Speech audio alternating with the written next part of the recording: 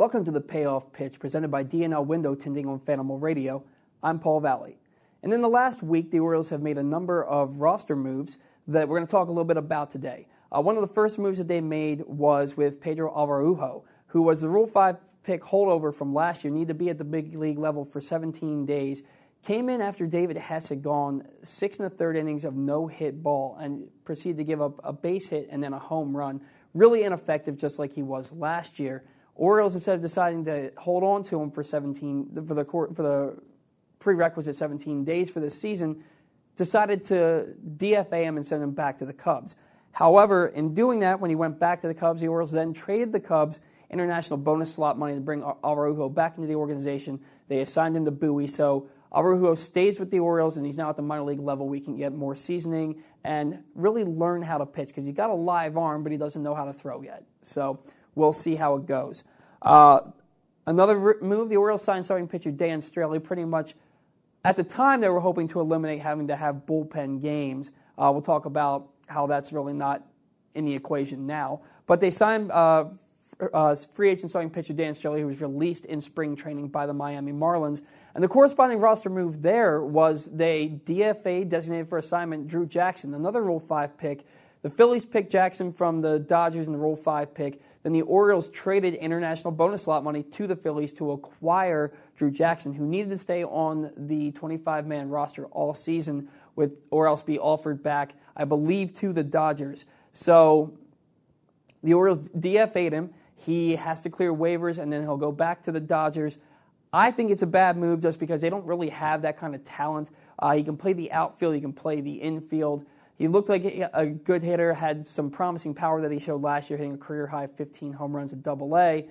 I really thought this was a guy the Orioles would keep in their organization and try and turn into a Marwin Gonzalez or Ben Zobrist type player. But now he's back with the Dodgers for the time being.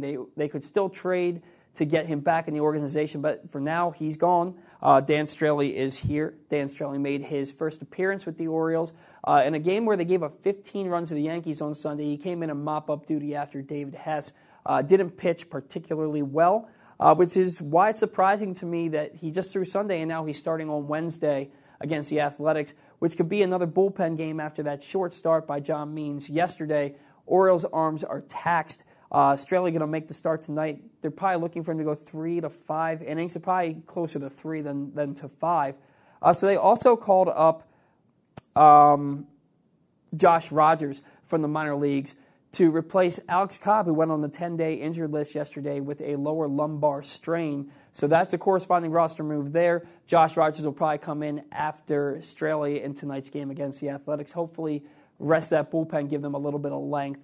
Rogers, if you recall, went 1-2 with the Orioles in 3 September starts last year, pitching to an 8.49 ERA over 11 2/3 innings pitched. So not a ton of success at the major league level for the Orioles. He came over in the trade with the Yankees that saw Zach Britton go to the Yankees for Cody Carroll, Dylan Tate, and Rogers himself. So the Orioles like his arm. They think that he's a solid pitching option, and he's going to have the opportunity to pitch for the Orioles tonight. Speaking of guys who got their opportunities, again, John Means started yesterday. Had some bad luck against the Athletics. The Orioles ended up losing that game 13-2. We focused on the second inning where Means got 5 ground balls that didn't leave the infield, 3 infield hits, an error, and a 3-run homer later. The Orioles find themselves down 5-0 before they even got their second at-bat of the game, again leading to a 13-2 loss.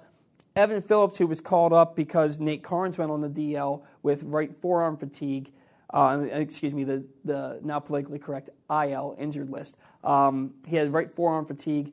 Nothing serious, just the Orioles were trying to get out in front of it, give him a little bit of rest so that nothing pops up because he's been oft injured in his career. So Evan Phillips got the call, and he came in after John Means last night, pitched really well, went 3 innings, gave up just 1 hit, 1 walk, no runs, and 4 strikeouts. So nice to see Evan Phillips take the success that he had at spring training and bring it over to the regular season.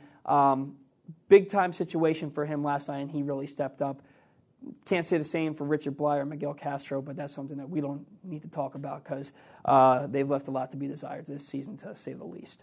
So those are the roster moves for the Orioles over the last week. Talked a lot about the pitchers in there, and we're going to kind of go right into some minor league pitching for the Orioles because As we all know, the Orioles' bullpen ERA right now is above 8. They have 3 guys in Richard Blyer, Miguel Castro, and Mike Wright who have ERAs above 11. So the Orioles need all the help they can get. And that help isn't going to necessarily come from the big league roster just yet. It's going to come from the minor leagues. So a couple of guys that we talked about in previous shows that we can be excited about, Zach Lothar, Keegan Aiken, Grayson Rodriguez, Blaine Knight, Cody Sedlock, and D.L. Hall. They've all made their starts at the minor league level this year and have all pitched pretty well. Zach Lothar, last year he pitched to a 2.18 ERA between Delmarva and Frederick in 23 games and 22 starts. He had 5 innings pitched with no earned runs, 2 hits, 2 walks, and 6 strikeouts in his first start of the season for the Orioles. Down at the minor league level, I believe he's pitching at Bowie. Forgive me if I'm wrong. He might be at Frederick. I should have known. I apologize. Keegan Aiken, first start for Norfolk in his first promotion to AAA. He went 3 innings pitched last night. I think they're slow playing him into the season. 1 earned run, 3 hits, 3 walks, 3 strikeouts. He touched 96 miles an hour. They said he looked athletic and he looked really strong. You want to see the walks down. A walk per inning is not what you want from a pitcher, but I do think that the Orioles are slow playing him because potentially they could see him eating up a lot of innings for the big league club later on this season. So we'll see how that goes. If you recall, Keegan Aiken was the Orioles minor league pitcher of the year last year. In 25 starts, he went 14-7 with a 3.27 ERA. Big, powerful lefty, former second-round pick. I think the Orioles expect a lot out of him. I know I do. He's one of the guys I'm most excited to see pitch. I think he could be a big-time pitcher for this organization. So, Grayson Rodriguez, Orioles' first-round pick last year. He made his first start for a full-time affiliate the other day. Went 5 innings with no earned runs. And the big number here, he struck out 10 batters. 10 strikeouts in 5 innings. That's insane. That's something you really want to see out of your first-round pick. So I think the Orioles are excited about Grayson Rodriguez. I know I'm excited about him. And that's certainly a way to start off your first full professional season. So hoping he can help them, probably not this year, probably not next year, but be a big part of that rebuild when the Orioles start to get back into contention. Another draft pick from last year, Blaine Knight, 3rd-round draft pick out of Arkansas. If any of you watched the College World Series last year, you saw Blaine Knight absolutely dominate the Oregon State Beavers, who ended up being the eventual champions, but Arkansas took a 1-0 lead in that series because of Blaine Knight and his domination. He made his first full-time start for Orioles affiliate, went 5 2/3 innings pitched with 3 hits, 2 earned runs, and 3 strikeouts. Another guy I'm really excited to see pitch. I thought he was a steal in the draft, had a sub-3 ERA in college last year in a big-time program. So I think that Blaine Knight is definitely a guy who's on the Orioles' radar, and he certainly is after that strong performance to start his season. And then there's D.L. Hall, who was a first-round pick for the Orioles in 2017, led all Orioles minor league starters last year with a 2.10 ERA in 22 games and 20 starts, covering 94 1/3 innings pitched. He made his first start the other day, went 3 innings pitched with 1 earned run, 3 hits, 1 walk, and 6 strikeouts. Another guy averaging 2 strikeouts per start. Orioles minor league pitchers in general are averaging almost 10.5 strikeouts per 9 innings.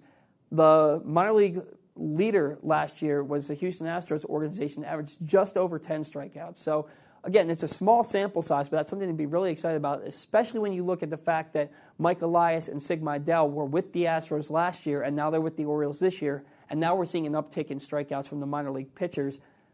I don't think that's a coincidence, and I think with the new emphasis on analytics, that we could see more of the same here, like we saw with the Astros last year. So that's definitely something to look forward to and be excited about this team when, let's face it, the big league team has lost 5 of 6 games, and they're under 500 right now. They're not going to give us a ton of excitement this year, so we can look at the future in the minor leagues, and that's these guys that we just listed off. So that's something to really look forward to and think these guys are going to be coming to help us. So the better they are at the minor league level, the more success they have is better for the future of this rebuild. And the last guy we're going to talk about, because he is often forgotten because he's often injured, is Cody Sedlock, who was the first-round pick just back in 2016. He struggled to find success at High A Frederick the last couple of seasons, pitching to some astronomical ERAs. Last year he was injured, only pitched in 13 games, including 9 starts. But he made his first start for Frederick, and again, like we said, he struggled at Frederick the last 2 years. Well, in his first start, he went 5 2/3 innings pitched with just 2 earned runs and 2 hits allowed, and he struck out 9 batters. So if the Orioles are going to get first-round talent out of that first-round pick who hasn't shown it to this point, that is huge for the organization. Hopefully he's healthy. Hopefully this is just a glimpse of things to come for Cody Sedlock. And, we can really look forward, hopefully, to him coming up and helping the big league club in the next couple of years. First, he needs to have that continued success at the minor league level, and this is certainly a good start for him. Joining me next in studio will be Matt Pyne of Baseball is Boring podcast, and he's also a contributor to Eutaw Street Report. Matt just wrote an article the other day for EutawStreetReport.com talking about spin rate on fastballs and sliders for Dylan Bundy and Miguel Castro. He also talked about expected weighted on base average and exit velocity, not just for batters, but also for pitchers. So Matt's going to be in studio. We're going to talk about that and much more. But first, we're going to have a word from our sponsors. In your home, sunshine can stream in through windows, bringing a cheerful feel and warmness to any room. Sometimes, though, it brings in too much warmth. Even harmful ultraviolet light and solar energy that can raise energy bills, drain the color from your fabrics and furnishings, and cast a blinding glare on your television or computer screens. D&L Window Tinting can protect your home from all of this while saving you money on energy bills. Start saving today by calling D&L at 410-941-2942. That's 410-941-2942. Welcome back to the Payoff Pitch, and joining me now is Matt Pyne of Eutaw Street Report and Baseball is Boring podcast. Matt, thanks for joining the show today. Thanks for having me, Paul. Absolutely, glad to have you. Matt recently wrote an article for Eutaw Street Report discussing exit velocity, spin rate, and xwOBA that he's going to talk about a little bit. But first, Matt, you had the opportunity to sit in on a Q&A with the author of Astro Ball, Ben Reiter, and Orioles Vice President and Assistant General Manager, Sig Mejdal. Correct. Can you tell us a little bit about what you learned from that sit-down? Yeah, it was awesome. I actually had Ben on my podcast the previous week, so I kind of had an introduction going into it of what to expect. It was interesting because going into it, I thought it would be all, qualitative or quantitative analysis. And I actually talked more about the qualitative, actually knowing the player, getting the scout's eye on him, and how that's important in the modern day. If you look around baseball, like all the teams basically have the same information, so they're all putting in the practice. So it really comes back to now knowing the player himself. And once you know the player himself, you can either implement those analytics with that player if he's receptive to them, or move on with a new player who's more receptive. So that was really an interesting piece that I learned, along with some of the advanced statistics that we'll talk about. Okay, great. One of the things I really liked about your article, as my listeners may know, I'm not really up to speed on sabermetrics. I'm just learning along with them about what all this stuff really means. And I was nervous to read your article because I was afraid I wasn't going to understand the stuff that you were talking about. Right. But I really enjoyed the readability of your article. I could read these things, and you wrote it in a way that helped me understand what you were saying about each particular statistic. So I really appreciated that. Well, thank you. Absolutely. And with that in mind, the first thing I want to talk about is spin rate. You talked about how Dylan Bundy has the highest fastball spin rate, and I have a number here that you put down. His spin rate is 2,595 RPMs on that fastball. Right. Miguel Castro leads the team with a 3,167 RPM on his slider. Can you explain to me and our listeners what that means and why it's good for the team that those numbers are where they are? Sure. So to just backtrack for a second, I'd say about a year ago, I was at where you are now with baseball analytics. I really hadn't known anything about them, and I wanted to kind of do a deep dive and kind of get a good information, sense for myself. So basically with spin rate, RPMs refers to revolutions per minute. So if you threw that pitch and it went through the air for a full 60 seconds, that would be the 2595, like you mentioned, or the 3167. So I find it interesting that Dylan Bundy especially leads the team in fastball spin rate because he's not like a big high velocity guy, right? When you think Dylan Bundy, you think low 90s, 92, 93. Maybe on a good day he'll top out at 95. But this was kind of interesting to me. And really what spin rate indicates is movement on a ball. So that could be vertical movement, that could be horizontal movement. It's just basically a good indicator that it will fool the hitter. So you don't necessarily need a high velocity, but you need what is called effective velocity. Okay. So when effective velocity basically is what the hitter perceives the velocity to be. So you could be throwing 85, but it really looks like 95. So that would kind of, knock that term out. So essentially, when you're looking at somebody like Dylan Bundy, obviously he uses his secondary pitch as well. Like he has this curveball and he has his changeup. But when he elevates his fastball, much like David Hess, he finds a lot of success.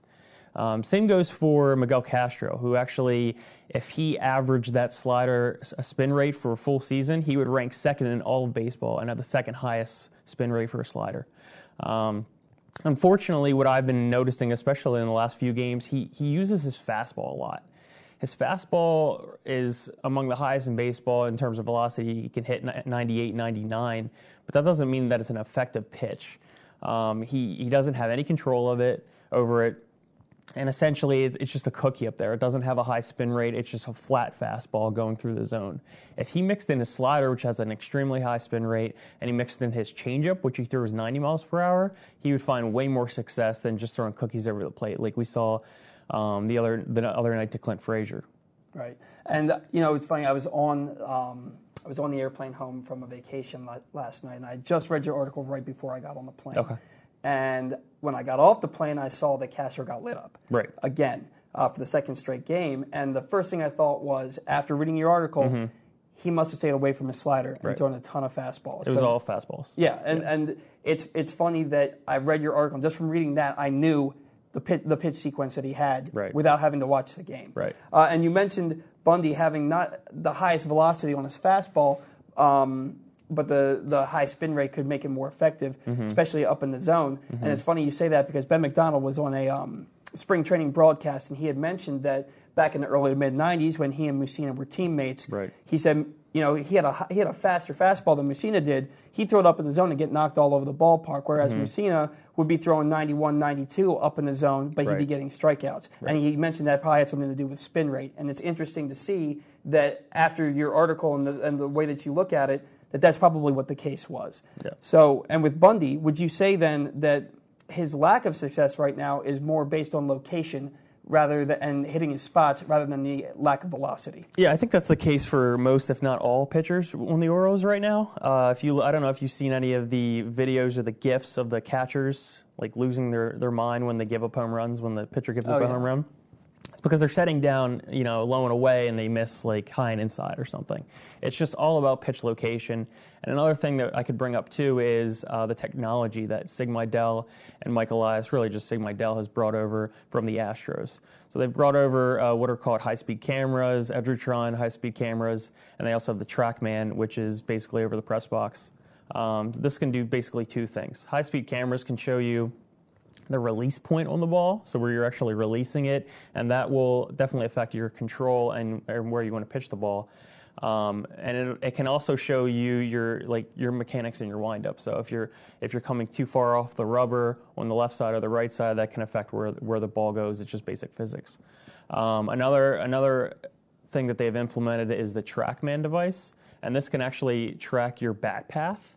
So this could help. We've already seen it help a player like Richie Martin, right? When he first started in the first opening series in New York, he had like a higher swing a higher stance rather. That when he was swinging, he was taking a longer path to the ball, and that would obviously create weaker contact or he would be late on some fastballs. Now he's got more of a short, compact swing, and that's really helping him. And we saw that the other night when he hit a triple. That's a pretty quick adjustment too from the first series to the unbelievable fourth series. Like we've seen the pitcher like David Hess, like he's throwing 96 miles an hour. Andrew Kashner's topping out at 95. This is something we've never seen before, and they've implemented it in just a week's time. Yeah, and you mentioned David Hess, and he's at the forefront of the next stat that you mentioned in your article, and that is expected weighted on base average. Now, we talked about WOBA, weighted on base average, in our Nerd Stat of the Week a few weeks ago, a segment that we do on this show from time to time.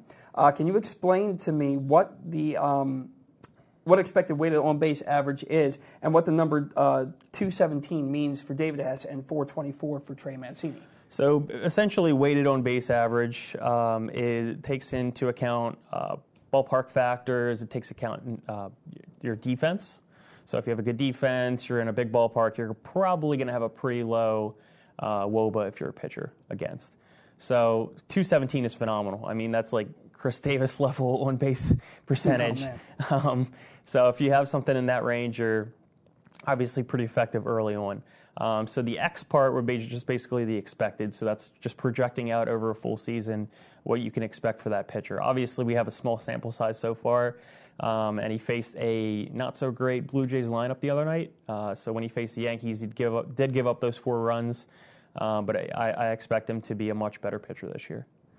And what about Trey Mancini? We're going from the offensive standpoint with the expected weighted on base average. It's pretty much the same, just the inverse.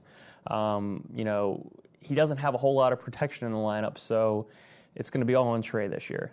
He has VR in there, which will be good, but I feel like one of those two could easily be traded by July. But yeah, you've seen him take his walks, and with power, obviously becomes pitchers are going to pitch around you more often. So I think he could definitely draw some more walks this season, and evidence early by the xWOBA. I think he ranked in the top 19 in all of baseball in xWOBA, and for a player such as Trey Mancini, who had like 249 last year, that's not to be expected. So I look for big things out of him in the first half and probably all year. Yeah, he's having a really nice bounce-back season, at least to start the campaign, based on, top 3 Rookie of the Year voting in 2017.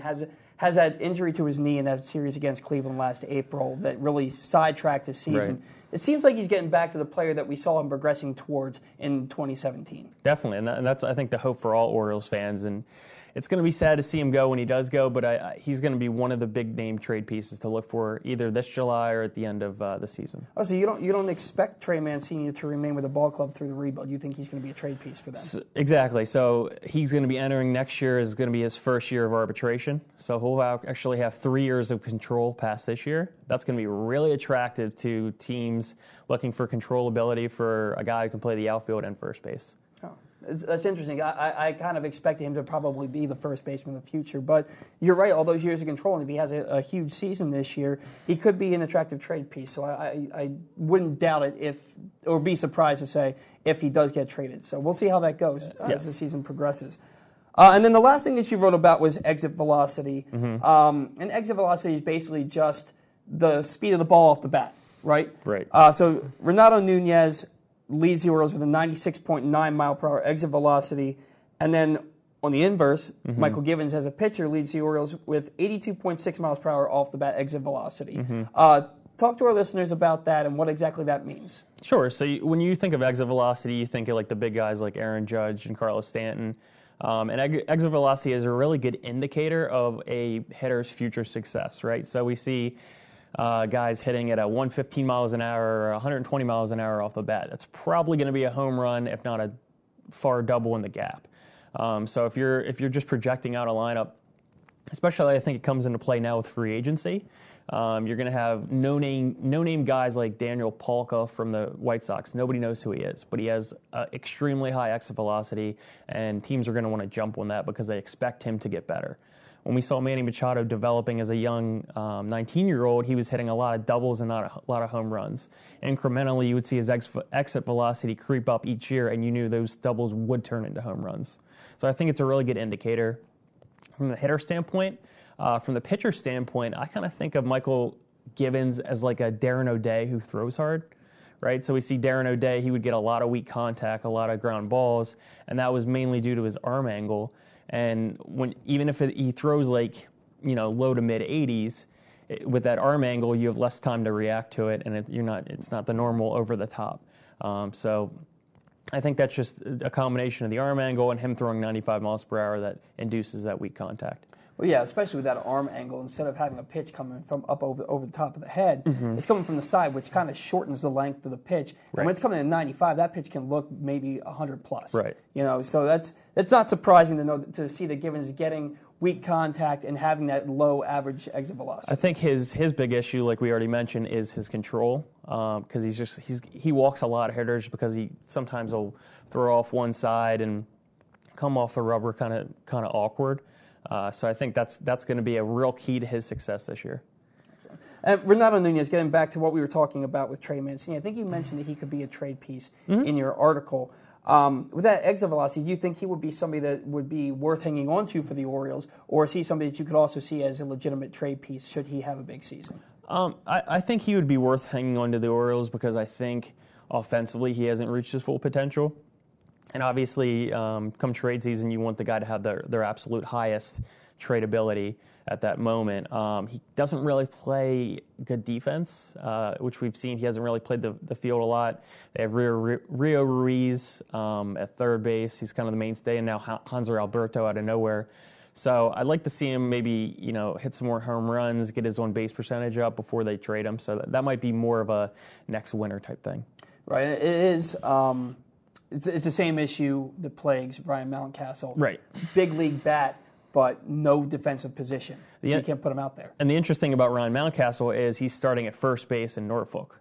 So if you do go ahead and trade Trey Mancini, he might be your heir apparent at first base. Right. Assuming that he can, translate that success at the minor league level over to the major league. Exactly, which isn't easy to do. Exactly. So, well, thank you, Matt, for joining us today. Really excellent stuff, and I really appreciate you coming on the show today. Hopefully we'll have you on again soon. As for me, that's going to do it for the Payoff Pitch presented by D&L Professional Window Tinting on Fanimal Radio. Once again, my name is Paul Valle, and we'll see you guys next time.